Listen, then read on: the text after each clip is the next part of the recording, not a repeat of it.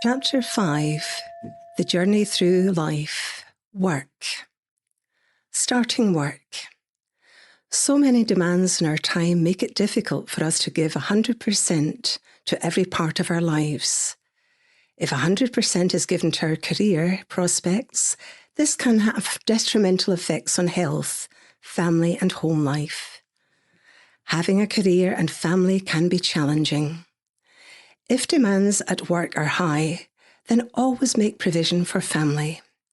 Ensure that your loved ones are given the best possible care at all times. When you have the opportunity to spend time with your family, make sure that they know that you care and that you are always working in their best interests. If time is in short provision, try and find a mutual pastime which you can share and enjoy together. For example, board games, badminton, jigsaws, cycling, swimming, walking, football or tennis. This enables you to enjoy and share your downtime together, creating special memories for years to come. One of my greatest achievements in life has been through my work. In every job I've been employed in, I always did the best I could. In a working environment, it is always important to show respect for others, no matter what level we are at in the organisation. Quote, "It's nice to be important, but more important to be nice." Cox, 2021. I think more of this message should be taught as part of continuous professional development in all working environments. My work has never been about ego, but about providing the best service possible to the organisation I'm employed with, who have been good enough to employ me. The work journey. I started work as an accounts assistant on the 22nd of November 1976. My heart had been set on becoming a speech therapist, but I knew that there was no financial support available for my studies. I found the work interesting and easy, using the Kalamazoo method of wages. Every Friday, Ina, Maureen and I were locked in our office to make up the wage packets. My first pay packet was £20.65. I was soon promoted to the main accounts office from the wages section, where I managed to impress the accountant by balancing the work in progress ledger at my first attempt. I remember being given the task of collecting the tea and coffee money each week from the office staff and shop floor workers. I was very naive and didn't realise how dishonest people could be. The lengths that some people would go to avoid paying always baffled me. People were known to hide in the toilet until my collecting visit was over. On one occasion, I decided to enter the toilets to collect the money, only to find two women fighting on the floor, so I made a speedy exit. My job also entailed covering tea breaks and carrying out holiday breaks on the switchboard and reception duties. I was also asked to translate telex messages from France and Germany. I moved from Fabritech to Motherwell Bridge Engineering, the accounts section. I was only in the door when redundancy notices were being handed out, so I only stayed there for 9 months. I didn't enjoy sales ledger work, having to work out retention percentages, etc. The accountant and his assistant also made the job more difficult, as frequently they would fall out, and I had to act as the go-between. It went something like this. "Tell Archie I need the final sales figures by noon." Archie, who was sitting at the next desk, could hear him asking me to do this. Archie retorted, "Tell Mr. Toft that the report will not be ready until 2 p.m. I then stated, "Mr. Toft, Archie says that the report won't be ready until 2. Mr. Toft, whose face was turning a deep shade of crimson, shouted, Tell Archie 1 o'clock at the latest, and we'll have to work through the lunch hour. Archie would then start shouting at me and asked me if I thought he was Superman or something. Not in my wildest dreams could I picture Archie in lycra or tights. Honestly, don't shoot the messenger. I am sure that the skills acquired in this post would stand me in good stead for running a creche. When I started working in the Direct Works Department of Strathclyde Regional Council, I realised that my uncle worked there, and rumour then spread that he had got me the job. Honestly, that I should need someone like him to get me a telephonist receptionist job anywhere beggars belief. I was promoted to personnel assistant, a job I truly hated. I was totally unaware that many people had so many personal problems and that they struggled to do a day's work. I mean, how hard can it be? Making up disciplinary records all week did not excite or stimulate me. I then got a transfer to the area office in Larkhall and discovered that many more people were suffering from mental health problems in the working environment than I could ever have imagined. Or was it just me?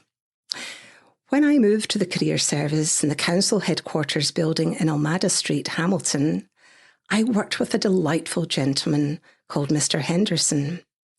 It was a pleasure going into the office and working with him. He had a lovely personality and a wicked sense of humour. He loved to do his impersonation of the Orange Walk on a regular basis, much to the bewilderment and dismay of the boss, who didn't quite understand the psyche of those living in the west of Scotland. After all, he was English. There was an amazing rapport between Mr. Henderson and Frank Kelly, careers officer. I learned a lot about Glaswegian humour, Wally Closes, religion and class structure. Frank would jokingly, on a regular basis, tell Mr. Henderson that would have to remove his green jersey if he was planning on a visit to Larkhall Careers Office. However, when I moved to Motherwell and Wishaw Careers Office, I realised that there are not many people that you come across in the workplace that do not display some sort of personality disorder. After leaving the career service, I became self-employed and supplied local jewellers with personalised engraved glassware. I enjoyed this work as I was able to work hours that suited me and take part in craft fairs and local exhibitions. I returned to working in local government in 1990 and really enjoyed my work in the assessor's office, where council tax and voters' roll were part of my remit. I had a lovely boss called Alan, and he was so helpful and motivational. Sadly, Alan became very ill, and he was unable to work. When he left, the loss was felt by many within the department. I then worked in the office at Hamilton Grammar during term time to fit in with my domestic life. Until then, I didn't realise that a school office and its staff are the centre of the universe. Working in this environment was strange. It was as if I was cut off from the rest of the world. I then moved to work in Glasgow as a road safety assistant. This job was amazing, as every day was so different and entailed working with so many different, diverse groups across society, from nurseries and schools to elderly forums and local exhibitions. We would set up camp, so to speak, at George Square or Glasgow Green. The work was so enjoyable and rewarding and ranged from cycling proficiency tests to in-service training sessions with local teachers and working with so many outside agencies such as fire, police, ambulance, home safety officers, supermarkets, exhibition centres and more. The only thing complicated about the job was the personalities that clashed within the office. At local government reorganisation in 1996, when Strathclyde Regional Council became 12 unitary authorities, I was transferred to South Lanarkshire Council's road safety team. In an office environment, the work can be easy and straightforward, but office politics can be quite challenging, and this came as a bit of a shock to me. How difficult is it to just turn up and do the job that you're paid to do without the drama of getting involved in everyone else's issues? I don't know why people find it difficult to show respect for others. No sooner had you turned your back, but the knife was in. I'd never experienced narcissism until I started work in the roads department. Quote, narcissism is based on low self-esteem, a reliance on gaining a sense of recognition or power through dominating others. Sokne Rinpoche with Swanson, 2012, page 60. I think in my career as a road safety training officer, I learned this on a first-hand basis. When managers in these professions realise it's not about them, but the people they serve, it makes such a difference. When I was promoted to the post of road safety training officer in local government, I encouraged every member of my team to provide the best service based on the resources available to them. We achieved charter mark status for 3 consecutive years. I believe my school motto, aim for the highest, never left me. The sense of sheer accomplishment in providing a first-class service to our customers felt awesome and inspiring.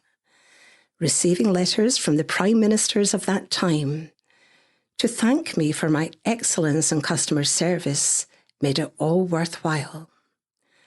Charter Mark was not about ticking boxes, but actually caring about the people you serve. Work is so much more pleasurable if you truly have a passion for what you are doing. In my job as road safety training officer, I had a passion for taking a proactive approach to saving lives.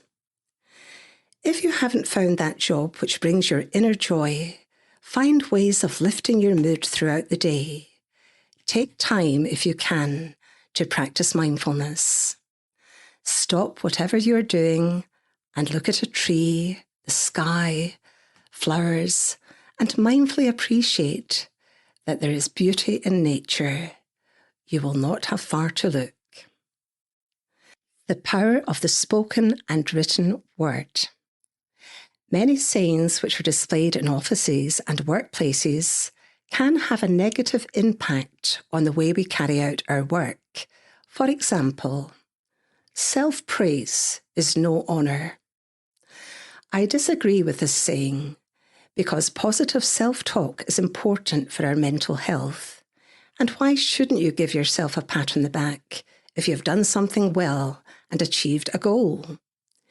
In many workplaces that I have been employed in, it's the only praise that you would receive.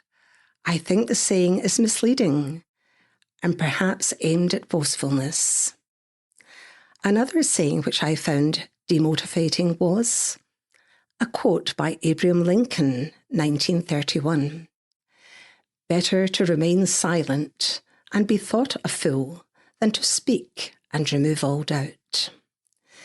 This quote was displayed in the career service headquarters. It really impacted on my self-worth and self-esteem. It's easy to read something, especially as it's on display every working day, and take it personally. Keeping our mind healthy is imperative for our own resilience. Mindfulness allows us the opportunity to step out of our hectic lives and just simply notice what is going on in that old grey matter. Resting in awareness allows moments of insight and wisdom to emerge. We are unable to make wise decisions when our mind is spinning like the windmills on the wind farm in a force 9 gale. Quote, if you're sincere in your desire to work with others, you should expect neurotic people and be willing to work with their confusion. Quote, If you're looking only for reasonable, pleasant people to help, those with a clear sense of equanimity, wisdom, and compassion, you won't find many opportunities. These quotes are for Dzogchen Ponlop Rinpoche, 2011, page 100. I think in a work environment, we can get caught up in office politics and so engrossed and affected by others' actions. But mindfulness teaches us to step back, pause, and really see the truer picture. We can spend so much time trying to change things that we know in our heart of hearts we cannot change. If we can encourage change for the better, then this is good. But we spend a lot of our time and energy on situations which we have no power to change. Quote by Sinclair and Siddell, 2013, page 5. To become more effective and productive, it is important to move on the things that we can change and let go of the struggle to change the things we can't. Quote by Thich Nhat Hanh, 2008, page 64. Don't worry if those around you aren't doing their best. Just worry about how to make yourself worthy. Best to just do our best and realise that we're doing our best.